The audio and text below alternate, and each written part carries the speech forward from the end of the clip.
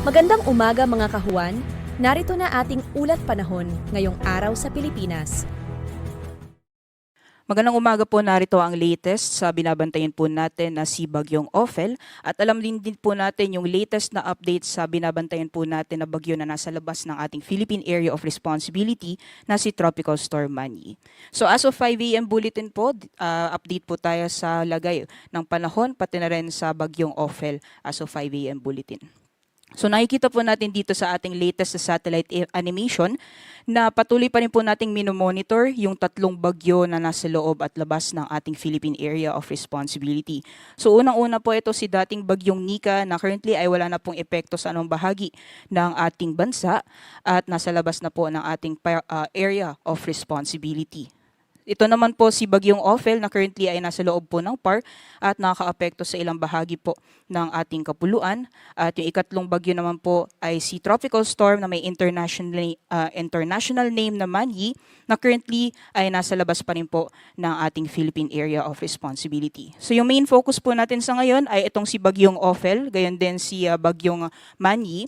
So alamin po natin yung mga detalye patungkol dito sa dalawang bagyo. Isa-isahin po natin yan sa ngayon. Unahin po natin itong si Bagyong Ophel. So as of 4 a.m., yung latest location po ng mata nitong si Bagyong Ophel ay huling namataan sa layang 215 kilometers silangan ng Ethiaga, Isabela at nagtataglay po ito ng lakas ng hangin na umaabot ng 165 kilometers per hour malapit sa gitna.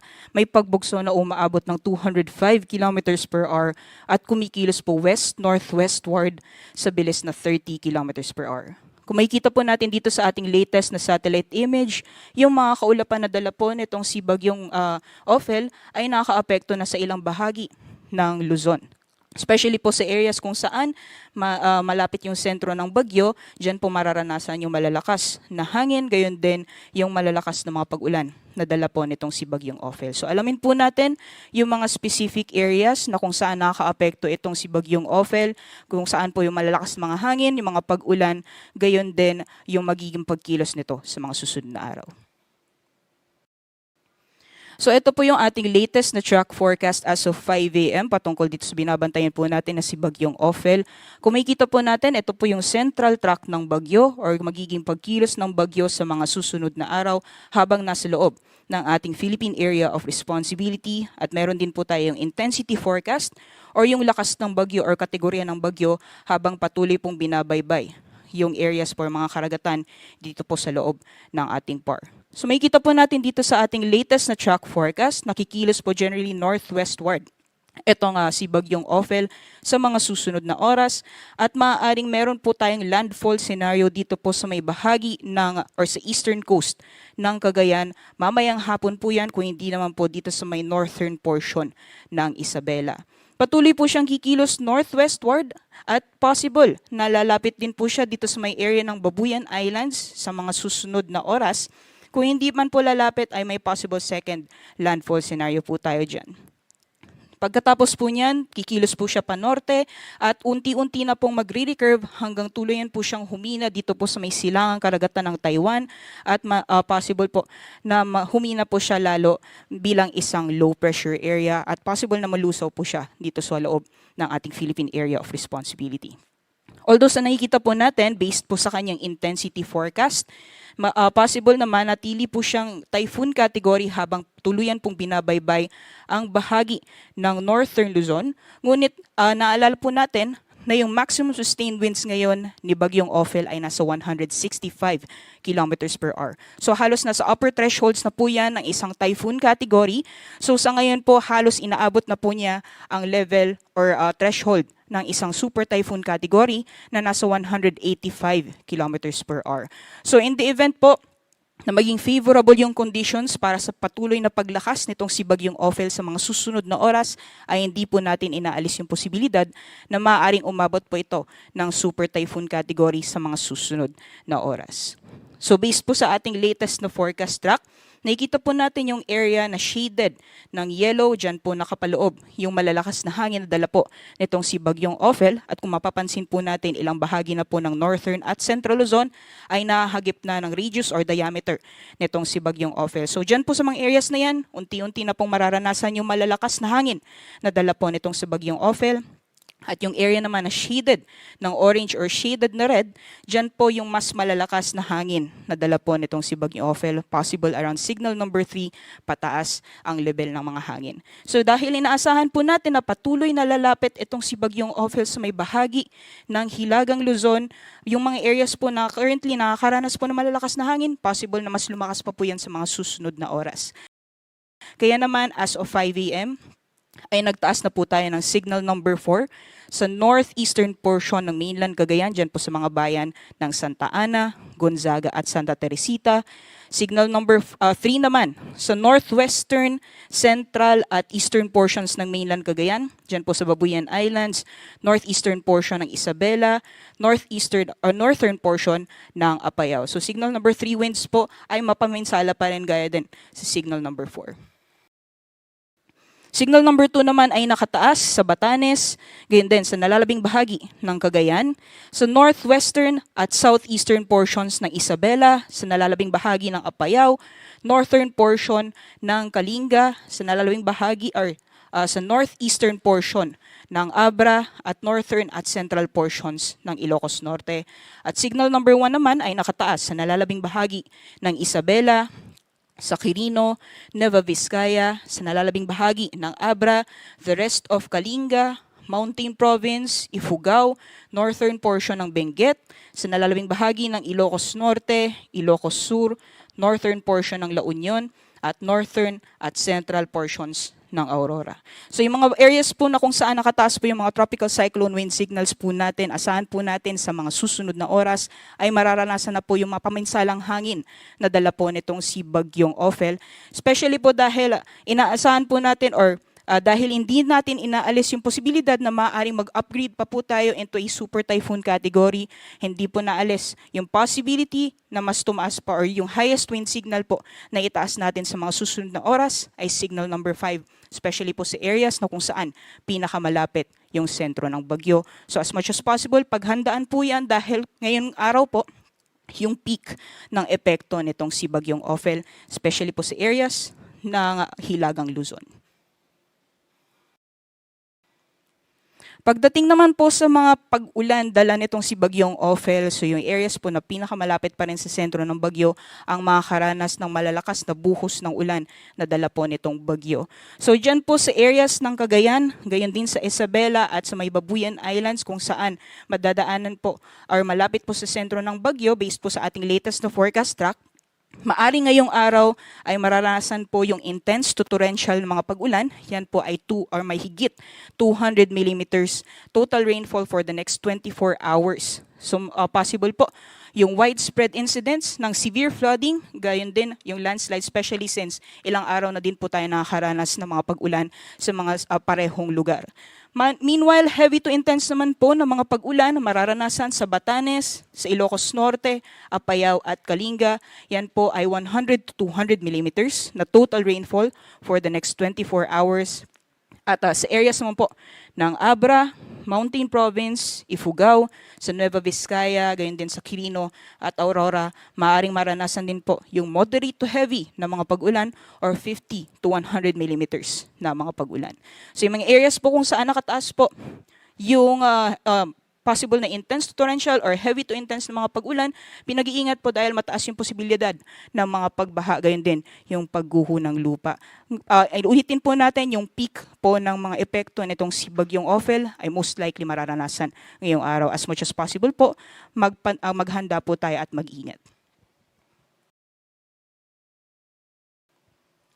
Ito naman po yung possible na magiging pag-ulan simula po bukas. So mapapansin po natin na bawasan na po yung areas kung saan mararanasan yung malalakas na buhos ng ulan dahil most likely yung sentro nitong bagyo ay kumilos na dito sa may extreme northern Luzon. So yung intense to torrential na mga pag-ulan, bukas po ay mararanasan naman sa area ng Batanes, heavy to intense naman po sa Cagayan kasama ang Babuyan Islands at moderate to heavy naman po sa Ilocos Norte at sa Apayao. Pagdating naman po sa kalagayan ng ating karagatan, dahil po sa patuloy na epekto nitong si Bagyong Ophel, inaasahan po natin yung maalon hanggang sa napakaalong karagatan sa dagat baybayin po ng Northern Luzon, gayon din sa ilang dagat baybayin ng Central Luzon. So delikado pong pumalaot, lalong-lalo na po sa mga dagat baybayin ng Batanes, sa Cagayan kasama ang Bubuyan Islands, gayon din sa Isabela, Aurora at Hilagang Karagatan ng Ilocos Norte. Maaaring umabot po ng 10 meters yung taas ng mga pag-alon po dyan, kaya delikado pong pumalaot, lalong-lalo na sa ating mga kababayan na mga isda, pati na rin yung may mga maliit na sakyang pandagat.